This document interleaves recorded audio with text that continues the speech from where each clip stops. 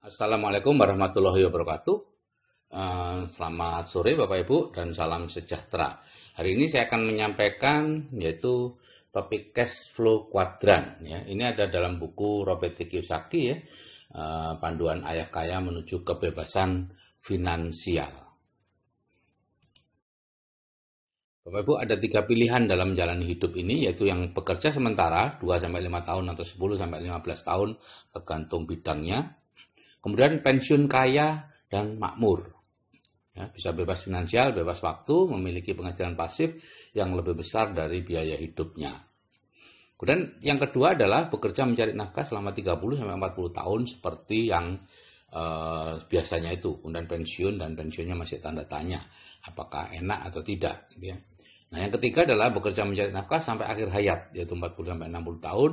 Ya, bisa di satu bidang pekerjaan seperti dokter, pengacara, atau di berbagai bidang, misalnya tentara, kemudian pensiun menjadi satpam, pensiun menjadi tani. Nah, sekarang mana yang paling enak? Tentu yang di atas ya. Cuman problemnya adalah tidak banyak orang yang tahu tentang yang di atas itu. Ya, saya baru umur 49 baru tahu Bapak Ibu tentang adanya orang yang bekerja sementara kemudian bisa pensiun kaya dan makmur. Ya. Saya tahunya atau menurut saya orang yang sukses adalah orang yang bekerja keras dan sepanjang dia bekerja keras terus bisa mempertahankan kesuksesannya. Artinya untuk mempertahankan kesuksesannya dalam kehidupan sehari-hari, uang masuk dan lain-lain, dia harus bekerja keras terus. Padahal ternyata tidak seperti itu. Bahkan 5% orang yang punya 95% kekayaan di dunia ini tidak melakukan hal itu. Nah, mana yang paling tidak enak? Yang paling tidak enak tentu yang paling bawah itu ya, bekerja mencari nafkah sampai akhir hayat. Seperti dokter, pengacara, dan lain-lain. Mereka tidak berani berhenti bekerja. Karena ya, kalau berhenti bekerja mereka tidak mendapatkan uang. Nah, tapi bagi orang-orang di nomor 2 yang pensiunnya kecil, mereka merasa bahwa bekerja mencari nafkah sampai akhir hayat itulah yang paling enak. Seperti dokter, saya dulu dikatakan paling enak, tidak ada pensiunnya. Setelah cerdas finansial, saya baru tahu bahwa tidak ada pensiunnya, artinya saya harus bekerja terus sampai mati. Gitu ya. Nah, ini 3 pilihan, terserah mana yang Bapak Ibu pilih. Tapi bagaimanapun untuk bisa memilih yang enak, Bapak Ibu perlu tahu yang namanya cash flow kuadran. Nah, ini ada 4 cara mendapatkan penghasilan menurut Robert T. Kiyosaki. Yang pertama adalah employee atau pegawai. Ya, ini kerjanya keras, tidak aman, dan tidak punya waktu. Ya, ini penghasilan aktif. Kemudian yang kedua adalah self-employed. Ini biasanya utangnya besar. Semakin besar penghasilannya, semakin besar utangnya. Ya.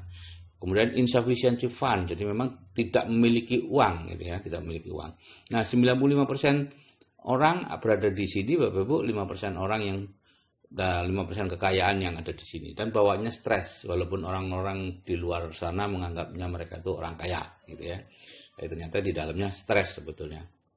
Karena penurunan penghasilan sedikit saja sudah bisa goncang, gitu ya, keuangannya. Nah, yang sebelah kanan adalah business owner. Ini ada 3 macam business owner, yaitu ini bisnis bersistem ya, bisnis yang bisa ditinggal dan autopilot ya. Ada konglomerasi, yaitu bisnis besar, waralaba yaitu jaringan bisnis sejenis, dan networking yaitu jaringan perorangan. Gitu ya. Semua business owner adalah jaringan, entah itu jaringan bisnis besar, perorangan atau bisnis sejenis. Ini biasanya kerjanya mudah, hasilnya stabil dan punya banyak waktu. Gitu ya. Nah, yang terakhir adalah investor. Ini tentunya uang yang bekerja untuk kita, gitu ya. Tidak punya utang dan berkelebihan uang. Nah, 5% ada di B dan I, hanya 95% uang ada di sini. Bawaannya adalah freedom, gitu ya.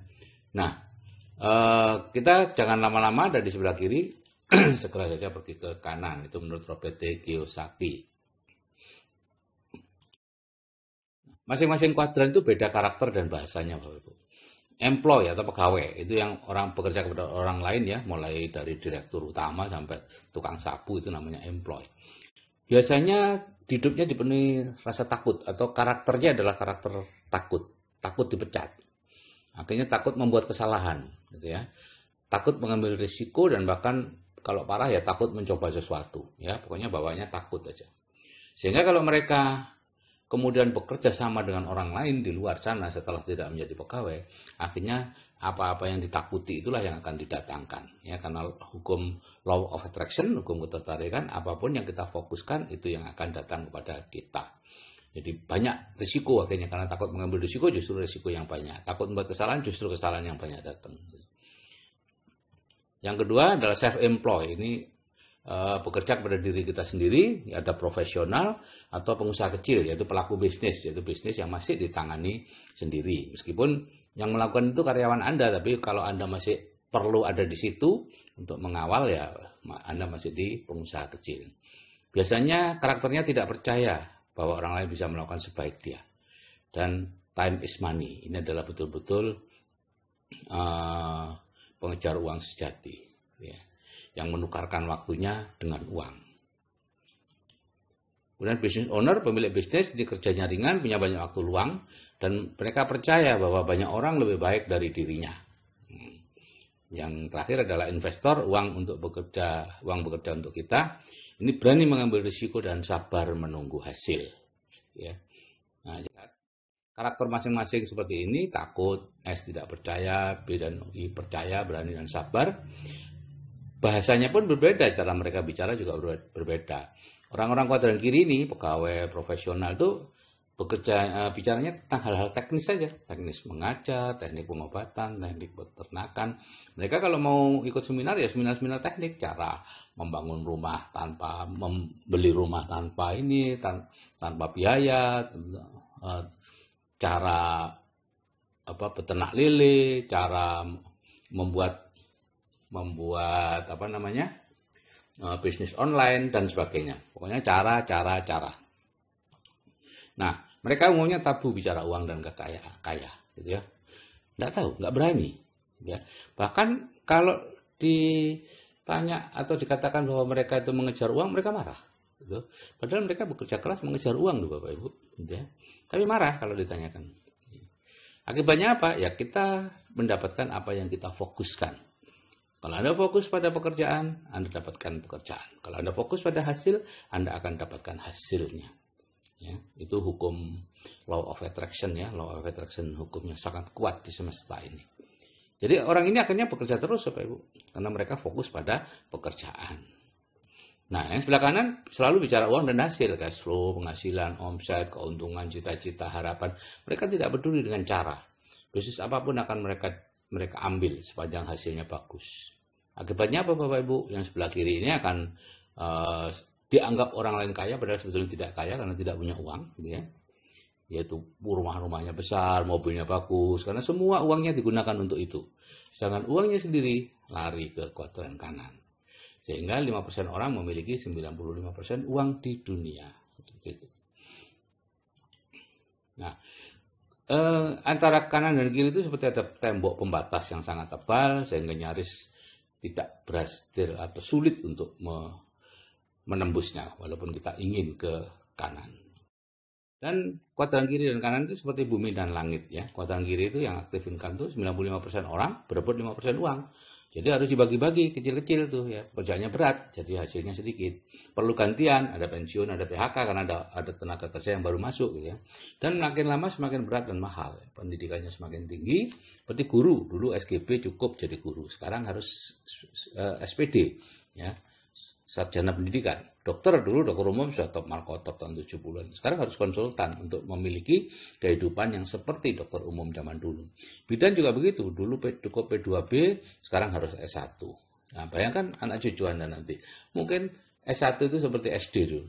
Ya, lulusan S1 itu seperti lulusan SD, tidak bisa kerja apa-apa. Mungkin nanti butuh S4, S5, dan lain-lain. Di kuadran kanan, Bapak Ibu, 5% orang berbagi 95% uang, pekerjaan ringan, hasilnya besar, penghasilannya bisa diwariskan. Dulu eksklusif keluarga kaya yang bisa ke sini.